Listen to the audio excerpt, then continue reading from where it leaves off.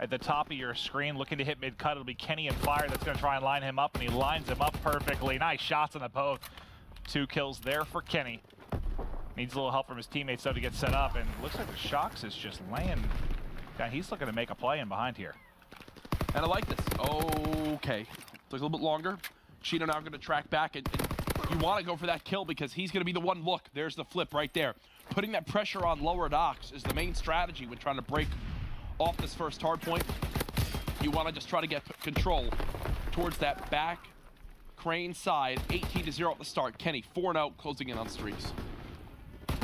10 seconds left, and we'll get rotated over. Look at the number 4 on the minimap. That's going to be Buzzo that's set up. So smart from Kenny to try and deal with the bottom pressure. But Kenny, he's 5-0 to start, and he's almost got full streaks, buddy. He juggled the hard point as well. Juggling the hard point essentially lets his opponent get control of the hill for a brief moment.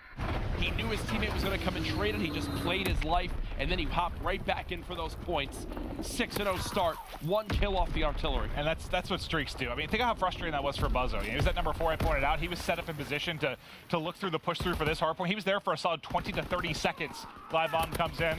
That early setup means nothing. And look at the assist, too, from Kenny. Plays his life. One final person there.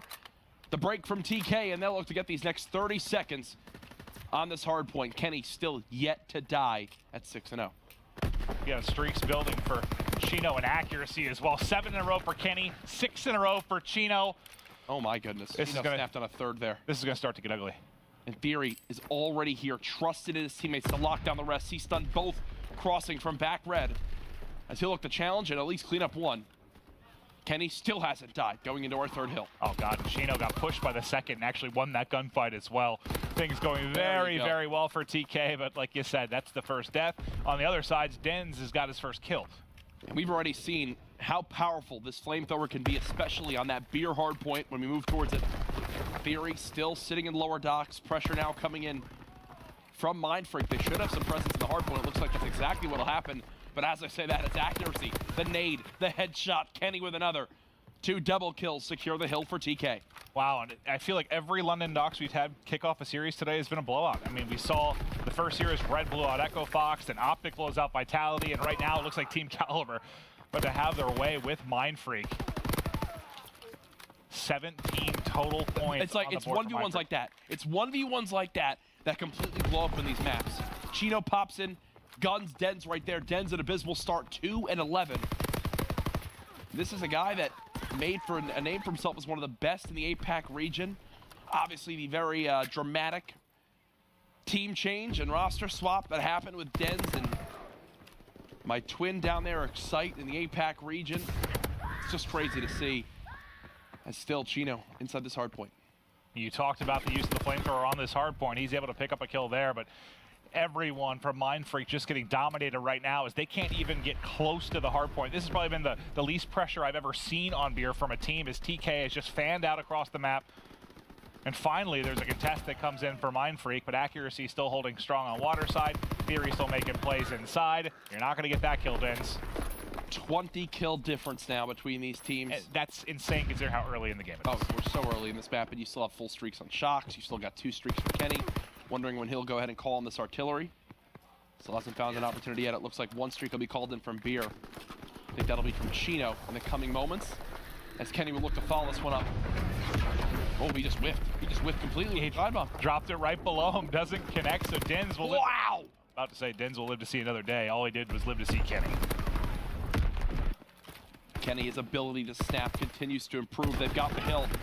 Now's an example where you can probably drop that artillery on the back if you really want to lock it down. It looks like they won't as of yet. TK still having to fight for this time as MindFreak stopped the bleeding for a moment. Might have gotten too bloody already, unfortunately, as it's 150 to 35 right now. All TK. They're now locking up time and Crane. The streaks are starting to come in. They earned so many early in the game. They're at least able to kill the player outside of the hard points.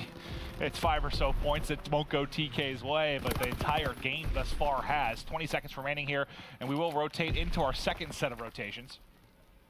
I feel like this Crane hard point's gone on forever. Still 12 seconds left on it. And both teams are still trying to contest it. It's Denz first. Chino, though, with the trade. And there's Buzzo to answer right back. Buzzo in position to slow down the onslaught top mid from Team Caliber. Bida trying to pull the flank. That's to say easy kill on the theory potentially, but instead he catches a teammate from Shocks. That's never what you want to see, especially with the scoreline like you currently have. And look, right now, a little bit closer because guess what? TK haven't gotten to a full setup.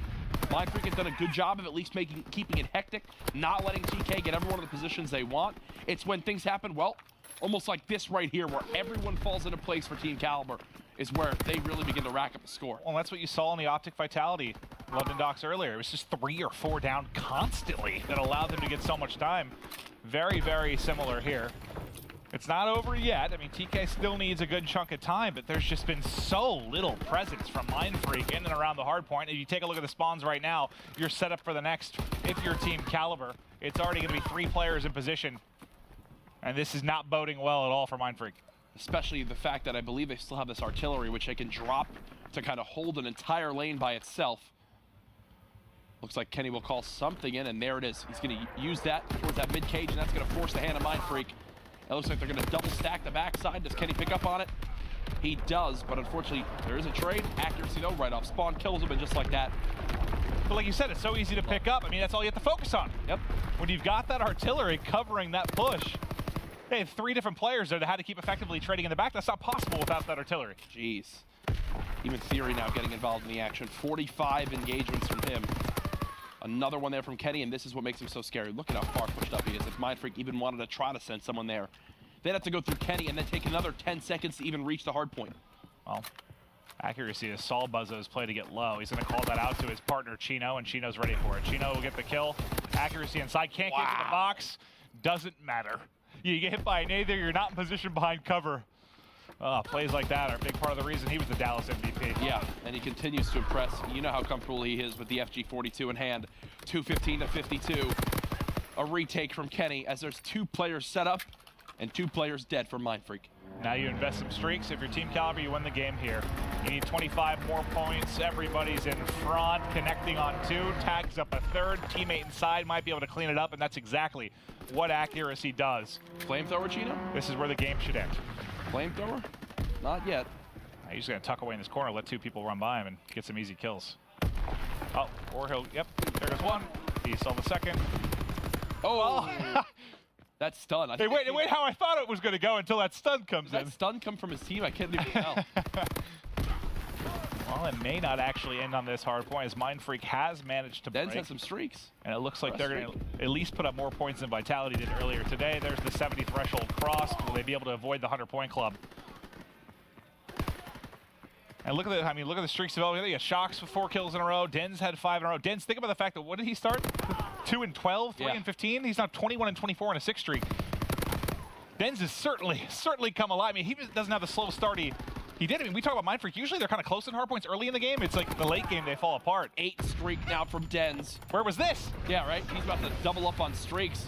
He's single-handedly stopping them from getting 100-point clubbed right now. He absolutely is.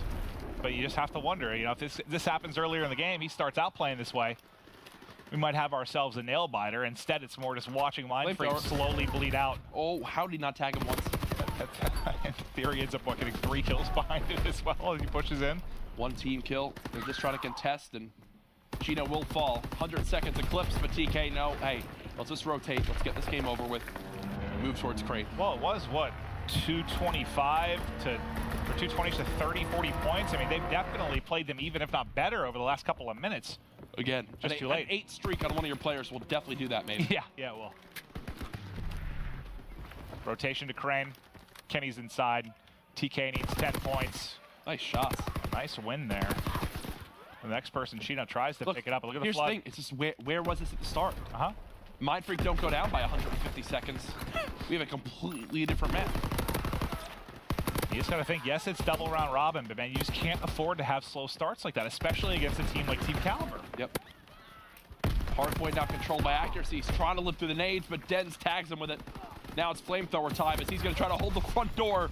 It's only 1, but again, it's Denz still killing the players in the hill. Yeah, there's so many grenades flying in, they can't even get set up in it, but here comes the pressure. Kenny holding the corner, Kenny finding 2, 3rd in front, and Kenny fries all 3 and closes the game.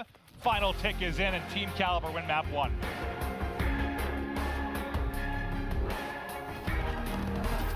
Here it is. The Bronze Star just after the final 3 kills. And it doesn't get much easier than that. Kenny, who was